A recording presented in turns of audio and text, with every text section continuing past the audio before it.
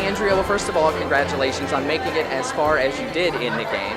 What's your take on the way the game played out? Are you happy with the finale here? Yeah, I'm happy. I wish things would have went a little differently. I mean, obviously, I wish I was in the final three, but I mean, I'm proud of how I ended up doing, challenges physically. I didn't think I could hang with those guys. There was moments where I was really pleased with how I did in challenges that I didn't think I would be able to do that. Well, absolutely. Boston Rob, one of the biggest players in the game, thought you were one of the biggest threats. Did that feel like an honor? Yeah, because it was cool that he acknowledged that and even said, on air that those were the reasons they were voting me out. So to watch that, it sucks to be voted out, but if it's going to be for a reason, and if Boston Rob's going to say that, and he's great, it's a good way to go out. So a question that I kept thinking the whole time I was watching the final episode, when it came down to the final vote that you were in where you got eliminated, you asked the girls to target Rob. Were you aware that he had an idol? Because it seemed like everybody else knew about it. I did not know he had an idol. I'm not sure exactly who all knew and at what points, but apparently they did know. So in their defense, that they didn't have to tell me if they didn't want to vote for him. But another thing that they could have took into consideration is if they would have targeted Phillip, we would have got Phillip out, because we had three girls there. We could have got Phillip out, and then I would have probably been the next one to go instead of Ashley, because obviously he's going to want to keep Phillip over Ashley. So I could have played into that, but I didn't know he had an idol, so it just kind of was a little messy. But what do you do at that point, too, when you're coming back and you know that either you win immunity or you're out? It's just kind of it's like a bummer, but... Did you know you were going home? Yes. It was really obvious. I knew that the girls, you could just tell when you talk to somebody and you're like trying to propose this idea that they're just not having it. So it was kind of depressing going in there but still trying to put up a fight. But I don't know. It is what it is, I guess. Now, when you went over to Redemption Island, you had a unique moment where Ralph would not let you sleep in the shelter. Is that really what it appeared to be? And if so, what did that make you feel like? It wasn't as bad as it looked on TV. Like, everyone came up to me and they're like, that was so mean of him. But really, there wasn't any room in the shelter. And at first, I was kind of surprised. I was like, I'm going to have to sleep on the ground. And then I found out later, a fourth person always sleeps on the ground. Steve was sleeping on the ground. And actually, when Grant came, it's either the ground or the board. I told Grant, you can sleep on the board. I like the ground. So it wasn't as bad as it really looked. And Ralph came up to me and was like, I'm so sorry. I didn't realize it was that bad. No, it wasn't that bad. It was... Okay. At any point in the game, did you resent the two other girls that you were essentially living with, Ashley and Natalie, because you were always shown around camp doing a lot of the grunt work while they were having their beach spa days? Did you resent that at all?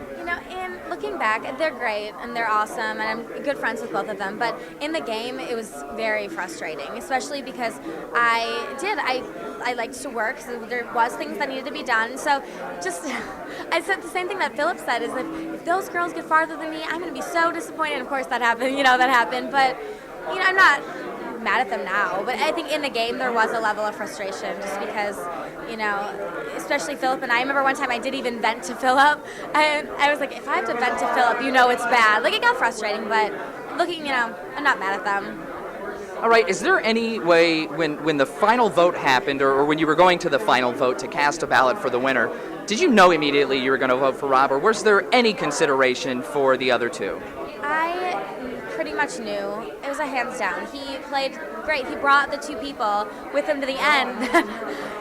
I mean, I love Natalie and I love Phillip, but how can you vote for them, really?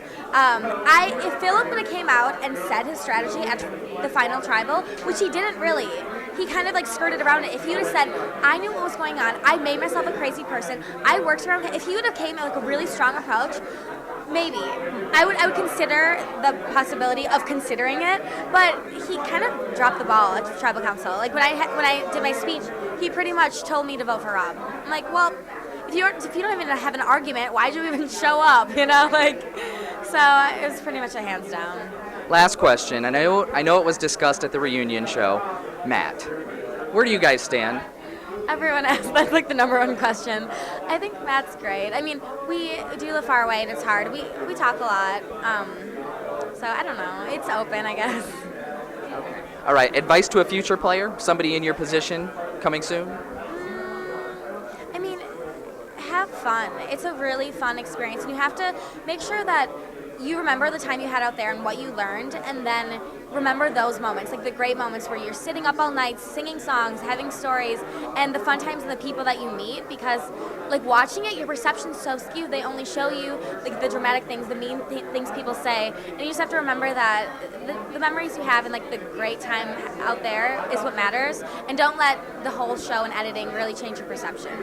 All right. Yeah, it's hard to watch, and don't go. I mean, the blogs. I always tell people, don't, and I still do, go on the blogs, but it's because it's cool to see people that like you, but you can't let the people that try to tear you apart for putting yourself really on the line on a reality show. Like, people are gonna hate you for no reason or for a reason, but you just have to remember that the experience itself is what is really worth it. All right. Well, it was very nice talking to you. Thank you for everything, and congratulations. You have beautiful eyes.